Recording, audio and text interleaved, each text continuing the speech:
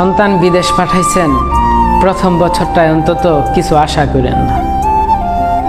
ও সুদের টাকা বেড়ে যাচ্ছে, কিস্তির ছাড় বাসায় এসে পড়ছে, আত্মীয় স্বজন পাওনা টাকার জন্য খোঁচা মাইরা কথা বলছে। তাদের কথায় কষ্ট পায়েন না, তারা কিন্তু উপকার করছে। হয়তোবা তাদের এখন টাকার প্রয়োজন, তারাও হয়তোবা টাকার জন্য কষ্ট করছে।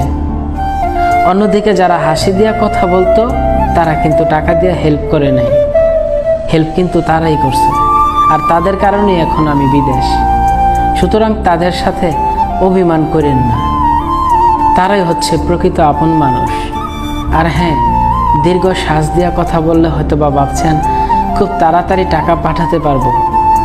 এটা একদম সম্পূর্ণ ভুল ধারণা। যে প্রবাসীটা বিদেশে আসছে, সে তো ভালো করেই জানে লক্ষ লক্ষ